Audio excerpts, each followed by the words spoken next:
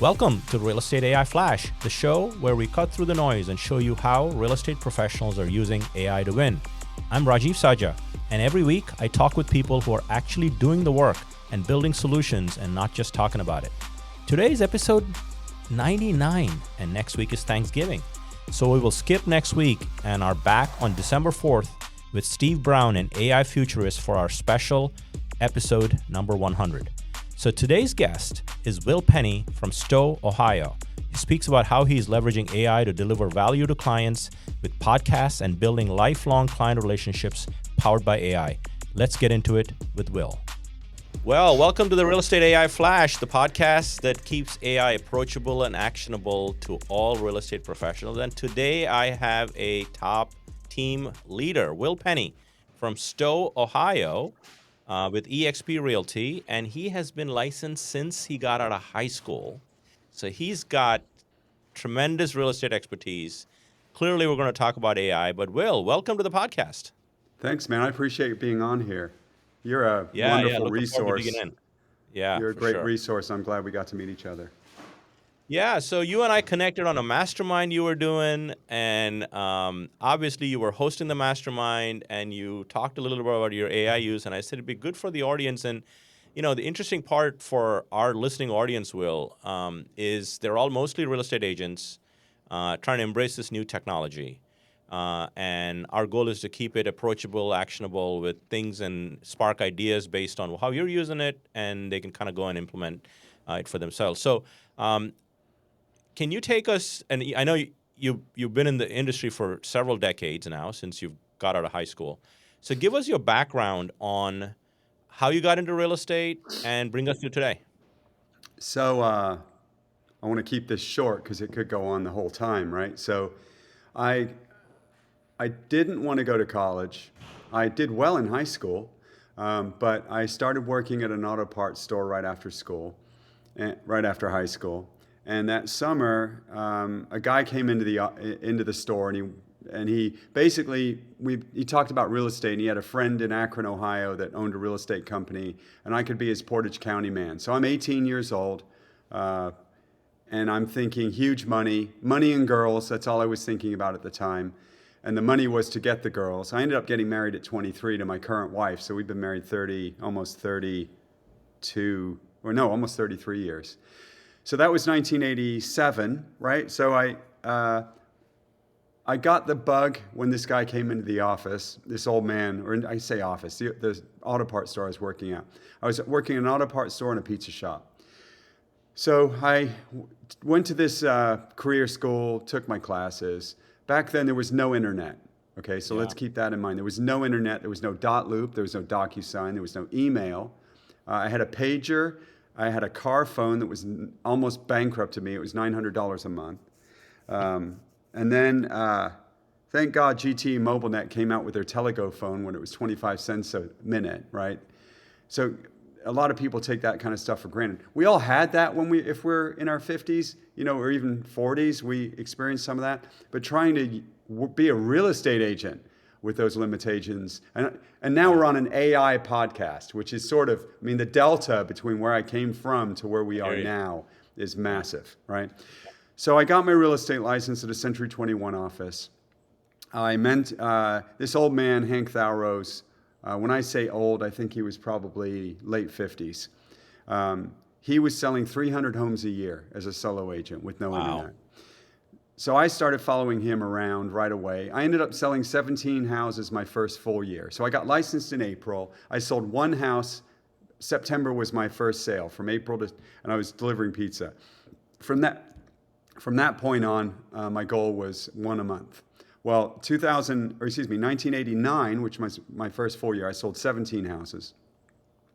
Then I left and went to RE/MAX, because back then RE/MAX was very disruptive. They didn't have a commission split. It was 100% commission, and you paid them $1,500 a month. My rent was only $430. So $1,500 a month back then. I looked it up. Use ChatGPT.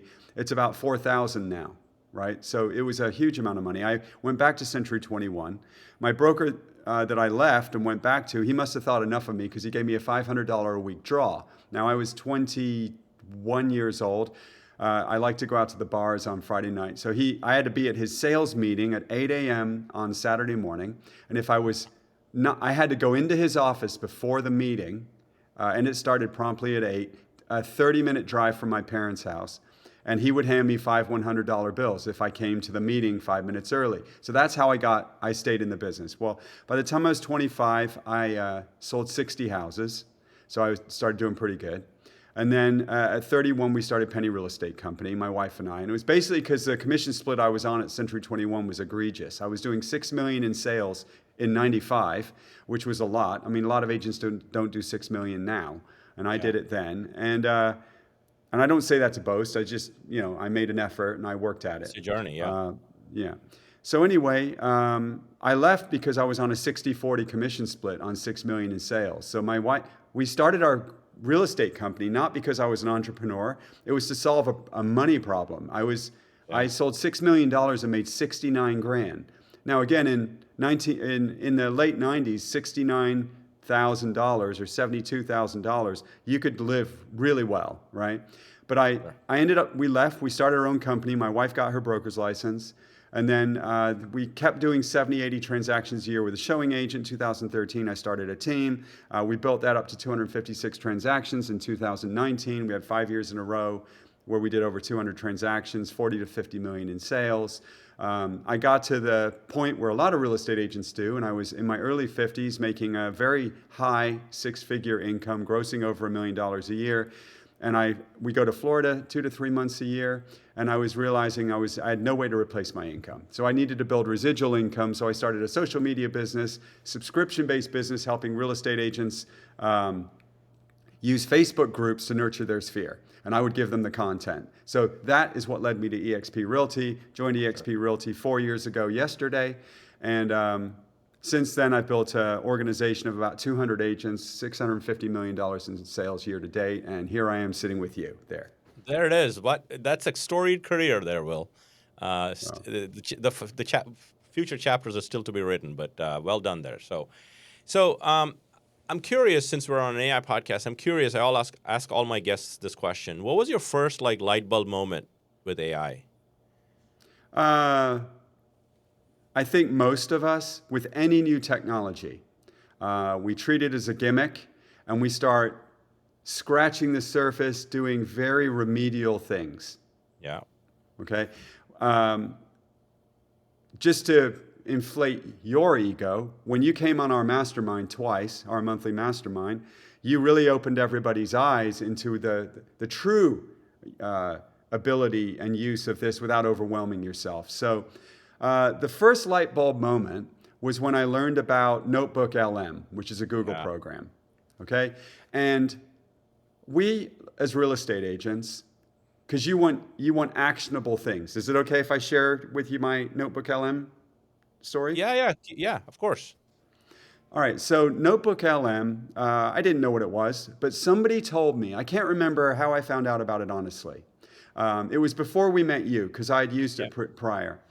So Notebook LM only uses the data you give it, so it doesn't search the internet, okay? Yeah. So you can load PDFs, you can load audio, whatever you want. You can load reports. So what I did is I went into the multiple listing service, because they have an audio playback, which is basically a podcast. 2 AI voices, a male and a female. You cannot tell at all that they are AI. Their inflection, their tone, their ums, their all of it. Slang, it's incredible, okay? And I'm a naive 56-year-old person when it comes to this, and it's incredible. I'm also very skeptical, and I'm a cynic at heart.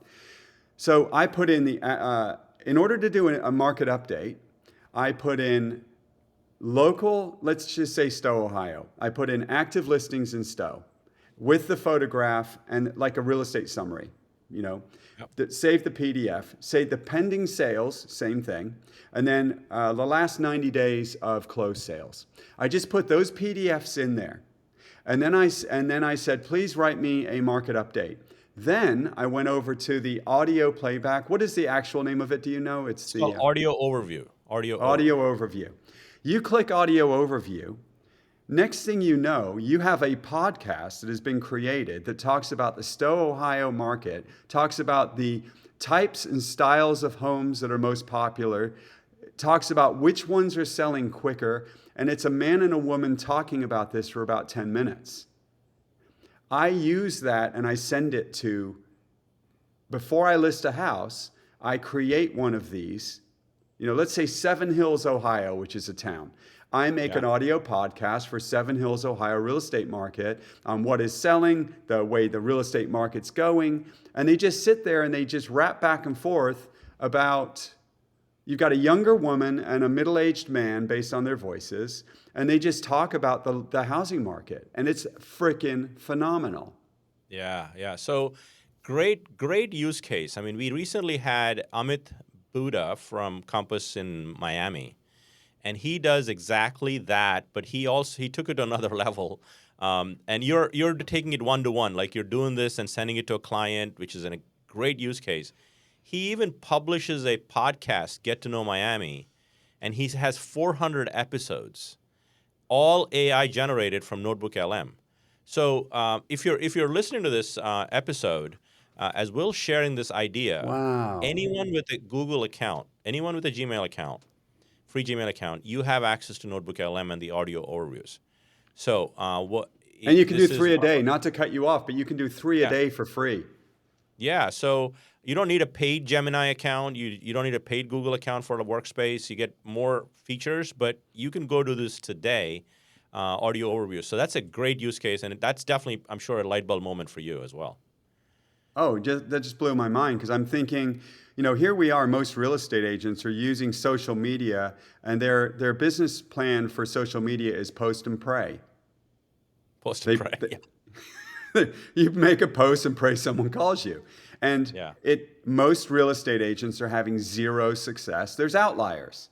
Yeah. I have a friend of mine who's got 42,000 followers at 23 years old, and he gets, and it's all about El Paso, Texas, and he gets leads every day of the week, right? He built a team off of his Instagram leads. The vast majority of real estate agents don't have any success from social media. But I think if you created this podcast, promoted it on Facebook, and drove people to it, and then had your contact information, and you just pick a different topic, restaurants, dog parks, any topic at all. In fact, you could use ChatGPT to come up with the topics for this podcast around a local community, and it will give you ideas.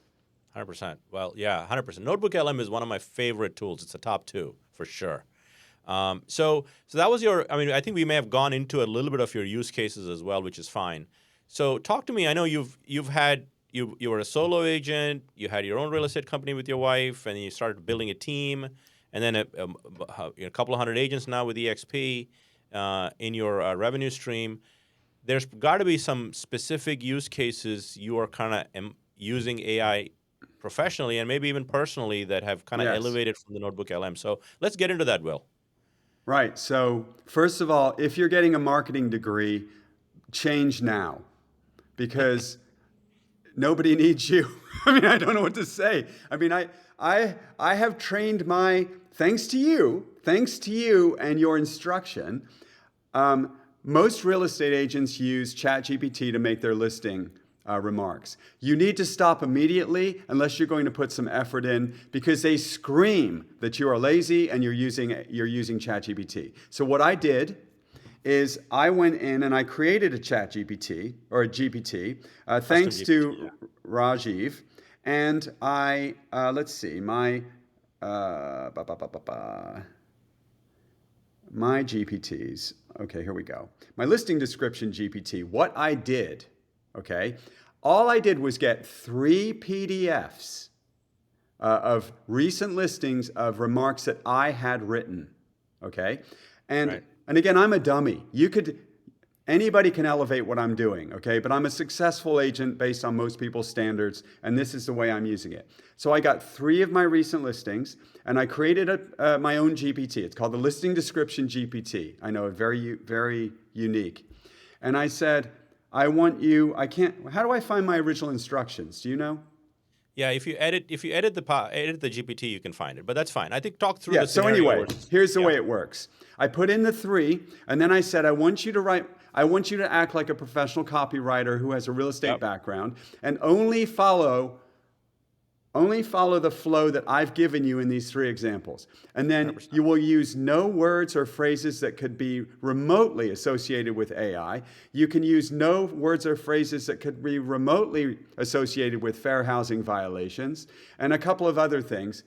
Dude, it is writing them. Oh, and it said you cannot use the address in the listing. You cannot use the basic descriptions of the house. You have to follow my descriptions that I am giving you. Yeah. It is banging them out, man. It is Yeah. banging No. them And out. I think your use case there, as basic as it is, it really highlights the value of AI if you know how to use it well, right? And again, we're all on our journey to kind of make it better, et cetera. So instead of taking just the generic output from ChatGPT, which screams AI to your point, you've sort of customized it to a point where you've gave it your writing style, right? That's really what you did. You gave it your writing style. You kind of called out things that you put guardrails around what it can and cannot do, right? And that's where I think most agents, and to your point, I have a listing description GPT that's in the GPT store. If you search by my name, you can find it. But to Will's point, I think eventually, if you have a paid Chat GPT account, you should eventually build your own, or have somebody build it for you, whatever your use case is. Like, and it's very easy to build one. It's not hard once you understand the framework. And you gave it, you talked about experienced copywriter. That's the framework we talk about, right, Will? Which is, RISE, role, input, steps, and expectation. So if you follow a framework, it's easy to write these things to elevate your output from AI. It should not just replace your task, it should elevate your task and save you time, which is what you've done. So well done. Thank you. And then, so the other things I use it for, and again, this is very basic, but I've told it, thanks to you, I told it that it can no longer tell me what I want to hear because here's one Yeah. thing that here's one thing that you cannot do. Okay, if you create, I took a report and I wanted to turn it into an ebook. Yeah. ChatGPT lies to you. It will tell you that it can create a Canva. Would you like me to send you an editable Canva link? Would you like me to send you an editable Google Doc link? It actually can't do that. It is only trying to please you. It can't do it. It can't send you. It doesn't use Canva. But I went for 3 hours one day, spent almost an entire day. And I was just trying to see how long it would go. And it would say, I'm so sorry. You are correct. I am terrible. I'm letting you down. I would say, like, you're being egregious. You're terrible at what you do. You're right, I am, and I have to do better. And it will continue to mess it up, mess it up, mess it up. So there's certain things that you cannot do with ChatGPT. Every time I do a Instagram post, now I'm doing a lot of coaching now. I'm still selling a Sure. lot of homes, but I'm now using my experience to help other real estate agents, specifically successful agents making a 6-figure income that are just completely burned out. That's my avatar. So I do a lot of coaching, talking head videos, and they're not entertaining. They're pure informational. And every time I write my copy, I now copy it, put it in ChatGPT, but it knows now. It'll create a polished version for me. I never had to give it any instructions because it actually learned over time in my paid account. So every time I do that, and then it automatically gives me hashtags because I yelled at it and I said, don't ask me if I want hashtags anymore. Just give me the hashtags. Because I read something that said, stop saying please and thank you. So I just don't, because it's not a human anyway, so it doesn't matter. So I'm just very direct with it. And because you find yourself being like, oh, do you mind doing this for me? And that kind of stuff. But so I use it to write all my scripts. I use it to give me a polished version of all my posts. What else? I ran out of ideas. I just went blank, and I had it. I asked it to write me a content calendar for my coaching. And I had to tweak it a couple of times, but then it banged out a 30-day list. And then I said, give me some specifics on carousels. So it gave me specifics on carousels. But what everyone needs to understand Is it, and most people do, because I'm just a loser when it comes to this. I'm getting better, but everything it knows about me up to this point, Yeah. right? It knows that I have I use the word doctor's office team a lot because that's what I describe my sales team as. We have a listing manager, closing coordinator, and showing agent. They're all hourly and then or salaried, and then I W-2, and then I have them all sell homes too, and that's how we get our transactions. So it's profitable, works great, and I work 25 hours a week. So it knows all that, and it starts making this content for me, giving me these topics, ideas, and then you can ask everyone, like you can grab anyone and say, okay, help me tidy this up, help me hone down what this post should actually look like. And it will pull everything it knows about you up to that point and start helping you with that. It's incredibly beneficial, incredibly beneficial. It doesn't put, and mine doesn't put any emojis in there anymore because I don't want emojis. So it stopped using that. I told it one time and it stopped doing it. I yelled at it a couple of times and it never used emojis again. Yeah, no, I think if I could recap a couple of things you said, and you said a lot there. One is customizing ChatGPT to your likes and dislikes, right? Overall. So instead of starting at the 20-yard line, giving a football analogy, you always start at the 50-yard line. So you're going to score faster and finish your job faster. And I did a video. I'm going to put that video in the show notes of the number one mistake most agents are doing with ChatGPT, which is specifically not taking the time to personalize it from the get-go, right? Now, in your case, since you've been using it a while, it has gotten to know you, right? Because of interactions you've had, the memory we call it. But there's an area, if you're listening to this podcast, there's an area in your ChatGPT account. If you click your name at the bottom left, if you're on the website, and then go to personalization, there is 2 boxes there for custom instructions. What do you want ChatGPT to know about you? And also, what do you want ChatGPT to, kind of the style and the personality? That's the video I'm going to include in the show notes. If you do a really good job of putting all of your do's and don'ts, likes and dislikes in there, you're going to start at the 50-yard line every time you're on the offense. With any new chat, it will take that over. And I'll share that video with you, Will. I've never used this before, and I'm going to actually do a video today about this. Yeah, no, it's a great way to kind of customize it. And it applies to all new chats, existing chats once you turn it on. It doesn't apply, just so for the listening audience, it does not apply to custom GPT chats because they have their own instructions. But anything else, it applies. So anyway, keep moving. Let's talk a little bit about any other ways of using AI, and we'll wrap up with your final 2 questions. No, I mean, I use it for, I get feedback. If you're using social media, which you should be at this stage in the game, for whether it's to get clients, to get, whatever you're trying to accomplish, it's a phenomenal way to polish a post, to polish your caption, find you hooks, find you hashtags. It really saves. I feel like I've got, 2 years ago, you would have to pay a consultant to do this for you, and they've been completely eliminated with this program. Yeah, no, I think everybody's got to raise their game because you got to reinvent yourself, and that's true with any profession. Right. In the age of AI, it's just more obvious that we all need to reinvent ourselves. So let me get to the final 2 questions, Will. This has been fun. There's a lot of good takeaways. I think the way you're using Notebook LM is very interesting and fascinating.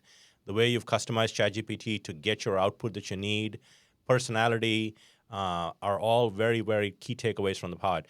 So you've been in real estate 30 plus years, right? Close to it. It's my 38th year.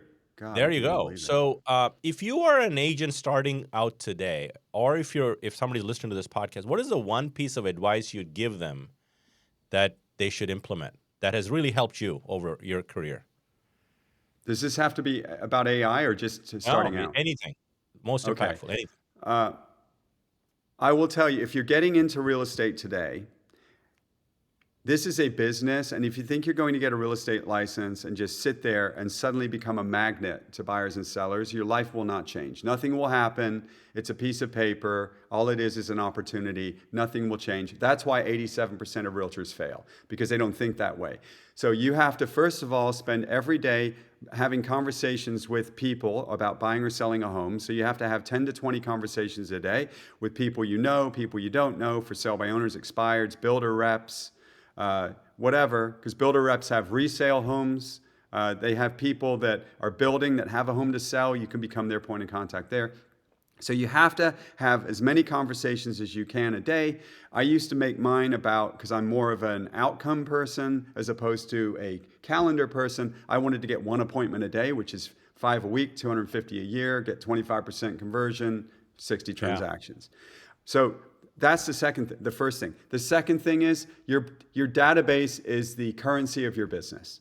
Okay. So if you're not using a database, if you're not putting, and people say, well, which CRM should you use? The one that you're using. Because they're all for the most part, you can put people in there, you can set up reminders. You have to stay in touch with those people. And with the average person spending 6 to 8 hours a day on their phone, turning couch rotting, bed rotting. I mean, there's scientific medical terms and phrases around how people are becoming dumber and their memories becoming worse because of the internet and social media. So you have to be hyper-focused on getting in front of people so that they never forget about you. Because know, like, and trust is irrelevant if they don't remember you. Yeah, 100%. Does that help? 100%. I mean, I think I've heard that from a couple of guests that say the person that has the most number of conversations consistently will always win. And that's really your underlying statement here. So my final question for you is, I don't know if you're a book or a podcast person, but is there one that you would recommend that has probably been helpful for you in your journey? I'll be honest with you. Your AI podcast has been very helpful to me for AI. Because again, you said start at the 50-yard line. By listening to a podcast like yours, you're starting at the 50-yard line, because I knew about Notebook LM because somebody else told me. It wasn't because I figured it out on my own. I would have never known I didn't know what personalization was until about 4 minutes ago, when you mentioned it. So I'm going to update that right away. But your podcast is incredible for AI. There's one that I listen to quite a lot. If you want to be successful, there's a podcast called My First Million. And basically all they do is talk to people about how they made their first $1 million. And that does translate back to real estate, because it's going to give you inspiration and it's going to give you ideas on how to fix your business. Because our business is still, to this day, AI is not replacing real estate agents. It's not happening. And the litmus test is this. When you get on a phone and you have a computer that says, hi, this is Amy, your AI assistant, you are hitting 0 constantly trying to get through to a representative. I mean, that's just to find out your credit card balance, or that's just to talk to the insurance company.